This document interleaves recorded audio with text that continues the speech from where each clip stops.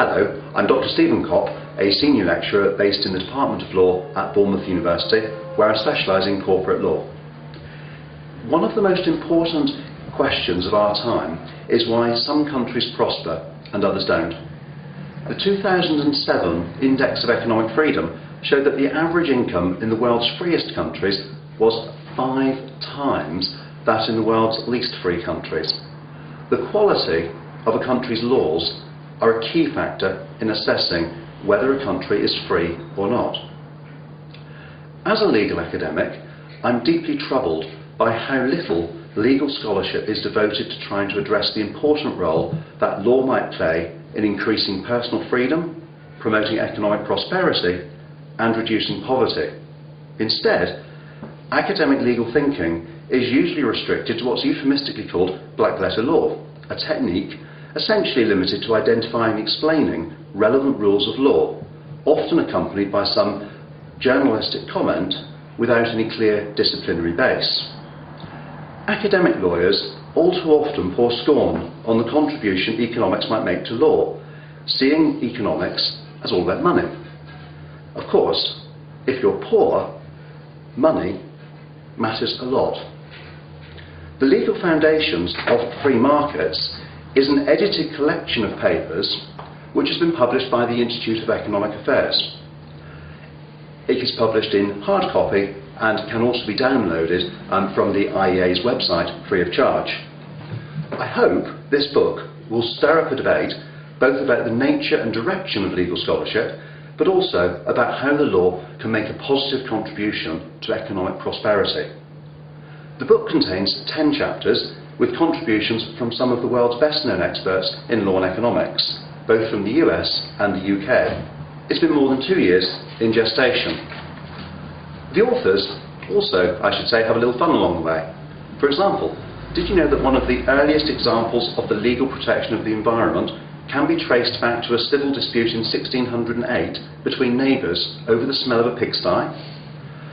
My intention was that the book would provide insights both into how laws are made and what laws actually matter. It therefore explores the belief systems that have led to our present laws, what type of legal system provides the most effective laws, as well as some of the most important areas of substantive law.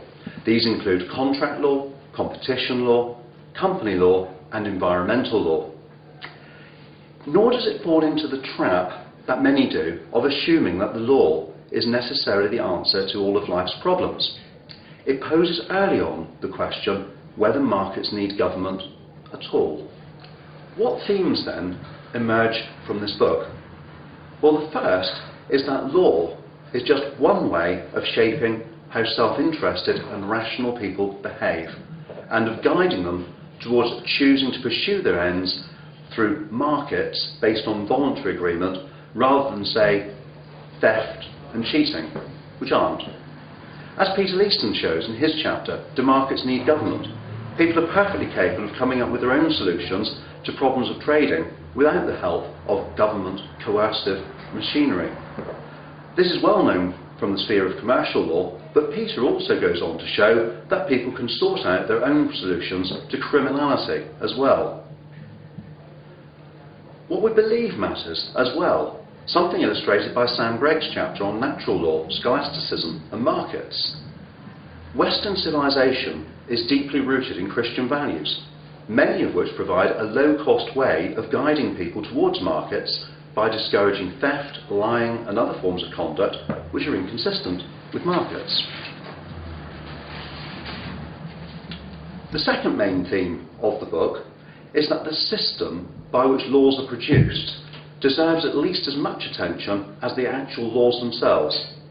Tento Velinovsky, in his chapter, The Common Law and Wealth, shows from empirical studies how common law systems show greater economic growth than civil law systems. Julian Morris gives a practical application of this in his chapter, Private versus Public Regulation of the Environment, showing how private regulation based on the common law can achieve the same functions as statutory regulation, but more efficiently. Where statutory regulation is agreed to be desirable, then Antoniogus points to how economics can play a positive role in its design. It's possible to explore how different types of regulatory instrument can be made more cost efficient, for example, by the use of regulatory impact assessment. And we can explore through behavioural economics where people's behaviour may be irrational in some way. The third major theme of the book is that much more attention needs to be directed towards how the law can contribute towards freedom rather than restricting it. A number of the authors draw attention to how the rule of law contributes to economic prosperity. I use the term rule of law in the great way in which it was formulated by Dicey in 1885. Under this, we should be subject to the law rather than arbitrary power, we should all be equal before the law, and we do not get our rights from any government constitution, but from our rights as individuals defined and enforced by the courts. Norman Barry, in his chapter on economic rights, criticises the way in which a selective list of human rights has come to dominate debate. What is significant in his powerful argument for greater economic rights is his call for the recognition of an all-embracing concept of freedom. In my own chapter, Limited Liability and Freedom, I show how in 1855 it became possible to incorporate a company with limited liability, in effect as a matter of right rather than discretion, enabling people to separate their personal and economic activities. The impact of the previous discretionary regime was that economics was as economics would have predicted: delay, costs, inconsistencies of treatment, and obstruction by vested interests.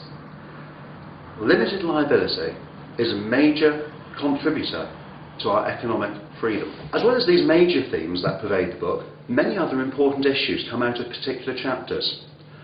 Again, to return to my own chapter on limited liability and freedom, I've shown how even limited jurisdictional competition played a major role in pushing Britain towards the adoption of the limited liability company. This is important because globalisation presents an enormous opportunity for healthy competition between countries, so that poorly performing systems which do much to deny personal freedom and choice are shown up as such and weeded out.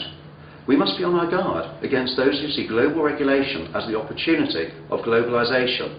Global regulation would rule out competition and innovation and lead to global stagnation.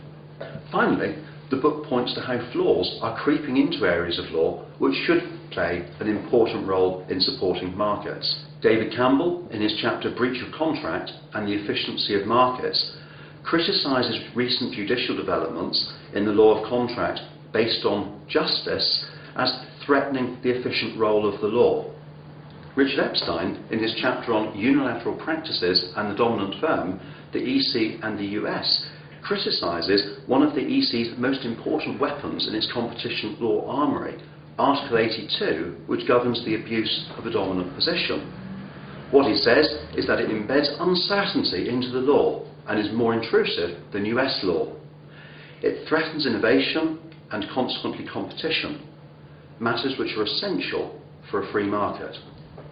In conclusion then, the strength of the economic analysis of law is that it assumes that people aren't stupid and will promote their own self-interest. Sometimes that self-interest will coincide with market behaviour, sometimes not. The behaviour which is consistent with free markets is, this book argues, not an accident, but the product of laws with strong moral foundations, which we therefore need to preserve and develop with care.